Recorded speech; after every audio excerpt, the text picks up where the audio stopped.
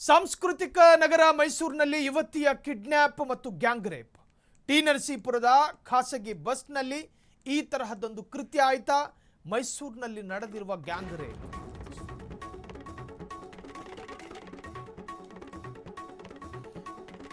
T ನರಸೀಪುರದ ಖಾಸಗಿ bus ನಿಲ್ದಾಣದಲ್ಲಿ ನಡೆದಿರುವ ಘಟನೆ. ಲಾಡ್ಜ್ಗೆ ಕರೆದೊಯ್ದು ಯುವತಿಯ ಮೇಲೆ ಗ್ಯಾಂಗ್ ರೇಪ್. ಪಶ್ಚಿಮ ಬಂಗಾಳದ ಯುವತಿಯ ಮೇಲೆ ಗ್ಯಾಂಗ್ ರೇಪ್. ಮೂವರು ಕಾಮಾಂಧರನ್ನ ಪೊಲೀಸರು ಅರೆಸ್ಟ್ ಮಾಡಿದ್ದಾರೆ. ಕಿರಣ್, ಕಿಶೋರ್, ರಿಯಾನ್ ಬಂಧಿತ ಆರೋಪಿಗಳು. ಟಿ ನರಸೀಪುರದಲ್ಲಿ ನಡೆದಿರತಕ್ಕಂತಹ ಗ್ಯಾಂಗ್ ರೇಪ್ ಇದು. ಬಂಗಾಳದಿಂದ ದುಡಿಯೋದಕ್ಕಂತ ಹೆಣ್ಣುಮಗಳು ಬಂದಿರ್ತಾಳೆ. ಮೈಸೂರಿನಲ್ಲಿದು ಹಸಿ ಸಂಸ್ಕಾರ ಜೀವಂತವಾಗಿರುವಂತಹ ಜಿಲ್ಲೆ ಮೈಸೂರು. ಇನ್ನು ಈ ರೇಪಿಸ್ಟರನ್ನು ನೀವು ಕರ್ಕೊಂಡೋಗಿದ್ದೀರಿ. ಕರ್ಕೊಂಡೋಗಿ ಏನು ಮಾಡ್ತೀರಿ?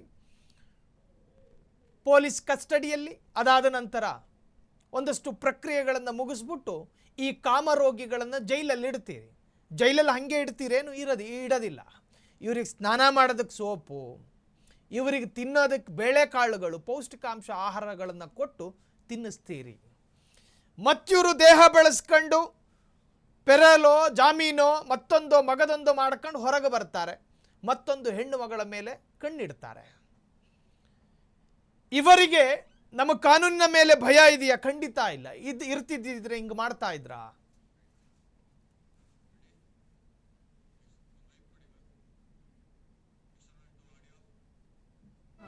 इतना है अब तेरे पास एम्मा?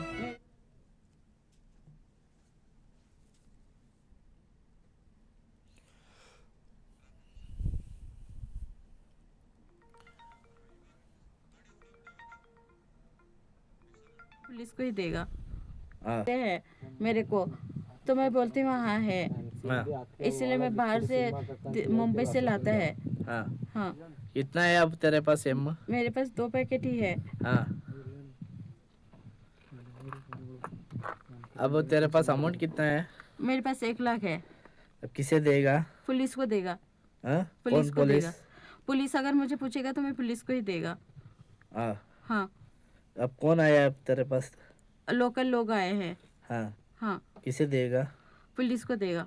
मेरे को नहीं देगा? नहीं, मैं पुलिस को ही देगा पैसे, क्योंकि तुम पुलिस का इन्फॉर्म कर रहे हैं तो मैं पुलिस को ही देगा। पुलिस को बुलाया तो तेरे को अंदर डालता ना? हाँ कोई बात नहीं, मुझे मंजूर है, मैं पुलिस को ही पे करेगा।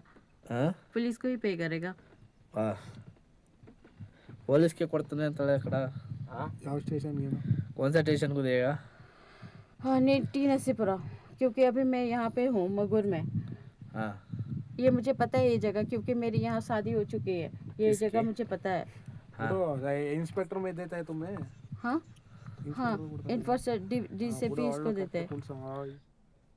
ಎಸ್ ಬಗ್ಗೆ ಹೆಚ್ಚಿನ ಡೀಟೇಲ್ಸ್ ಕೊಡೋದಕ್ಕೆ ಮೈಸೂರಿನಿಂದ ನಮ್ಮ ಬ್ಯೂರೋ ಚೀಫ್ ರಾಘವೇಂದ್ರ ಫೋನ್ ಸಂಪರ್ಕದಲ್ಲಿ. ರಾಘವೇಂದ್ರ, ಎಲ್ಲೋ ಒಂದು ಕಡೆ ನಮ್ಮ ಕರ್ನಾಟಕ ಹೆಣ್ಣು ಮಕ್ಕಳಿಗೆ ಎಷ್ಟು ಸುರಕ್ಷಿತವಾಗಿದೆ ಅನ್ನೋದಕ್ಕೊಂದು ಜೀವಂತ ನಿದರ್ಶನ ಇದು. ನಾನು ಮತ್ತು ನೀವು ಹೆಮ್ಮೆ ಪಡಬೇಕಾದಂಥ ವಿಚಾರನ ಇದು. ಆ ಪಶ್ಚಿಮ ಬಂಗಾಳ ಮೂಲದ ಹೆಣ್ಣು ಮಗಳು ಮೈಸೂರಿಗೆ ಬರ್ತಾಳೆ. ಆಕೆಯ ಮೇಲೆ ನಡೆದಿರ್ತಕ್ಕಂಥ ಅತ್ಯಂತ ಅಮಾನವೀಯವಾದಂತಹ ವರ್ತನೆ, ಈ ಬಗ್ಗೆ ಹೆಚ್ಚಿನ ಡೀಟೇಲ್ಸ್ ಕೊಡೋದಾದ್ರೆ ರಾಘವೇಂದ್ರ. ಹೌದು ಸಾಹಿಲ್, ಸಾಂಸ್ಕೃತಿಕ ನಗರಿ ಮೈಸೂರು ಸುರಕ್ಷಿತವಾದಂತ ಪ್ಲೇಸ್ ಅಂತೇಳಿ ಎಲ್ಲರಿಗೂ ಕರ್ನಾಟಕದಲ್ಲಿ ಒಂದು ಲ್ಯಾಂಡ್ ಮಾರ್ಕ್ ಇದ್ದಂಥದ್ದು. ಆದ್ರೆ ಈಗ ಒಂದು ಈ ರೀತಿಯ ಘಟನೆಗಳು ಎಲ್ಲ ಒಂದು ಕಡೆ ಸಾಂಸ್ಕೃತಿಕ ನಗರಿ ಮೈಸೂರು ಜಿಲ್ಲೆಗೆ ಕಳಂಕ ತರುವ ರೀತಿಯಲ್ಲಿ ಆಗ್ತಾ ಇದೆ. ಏನು ಟಿ ನರಸೀಪುರದಲ್ಲಿ 2 ದಿನಗಳ ಹಿಂದೆ ನಡೆದಿರ್ತಕ್ಕಂಥ ಘಟನೆ ಇದೆಯಲ್ಲ, ಈ ಘಟನೆ ನಿಜಕ್ಕೂ ನಾಗರಿಕ ಸಮಾಜ ತಲೆ ತಗ್ಗಿಸಿರ್ತಕ್ಕಂಥ ವಿಚಾರ. ಕೆಲಸದ ನಿಮಿತ್ತ ಪಶ್ಚಿಮ ಬಂಗಾಳದಿಂದ ಬಂದಿದ್ದಂತ ಯುವತಿಯನ್ನ 3 ಕಾಮಾಂಧರು ಕಿಡ್ನಾಪ್ ಮಾಡಿ, ಬಸ್ ಸ್ಟ್ಯಾಂಡ್ ಇಂದ ಕಿಡ್ನಾಪ್ ಮಾಡಿ ಸಂತೆಮರಳ್ಳಿ ಅಂತೇಳಿ ಚಾಮರಾಜನಗರ ತಾಲೂಕು ಅಲ್ಲಿಯ ಒಂದು ಲಾಡ್ಜ್ಗೆ ಕರ್ಕೊಂಡೋಗಿ ಸಾಮೂಹಿಕ ಅತ್ಯಾಚಾರವನ್ನ ಎಸಗಿದ್ದಾರೆ. ಈ ಪ್ರಕರಣ ನಡೆದಂತ ಬಳಿಕ ಹೇಗೋ ಆ ಹೆಣ್ಣು ಮಗಳು ಅಲ್ಲಿಂದ ತಪ್ಪಿಸ್ಕೊಂಡು ಪೊಲೀಸ್ನವ್ರಿಗೆ ಟಿ ನರಸೀಪುರ ಪೊಲೀಸ್ನವ್ರಿಗೆ ದೂರು ಕೊಟ್ಟಿದ್ದಾರೆ. ಪೂರ್ತಿ ಪರಿಶೀಲನೆ ಸಮಗ್ರ ತನಿಖೆ ಮಾಡದಂತ ಪೊಲೀಸ್ನವರು ಕೇವಲ 24 ಗಂಟೆಗಳಲ್ಲಿ ಆ ಕಾಮುಕರನ್ನ ಬಂಧನ ಮಾಡಿದ್ದಾರೆ. ಪೊಲೀಸ್ನವರ ಕೆಲಸ ಬಹಳ ಅದ್ಭುತವಾಗಿ ಏನೋ ಮಾಡಿದ್ದಾರೆ.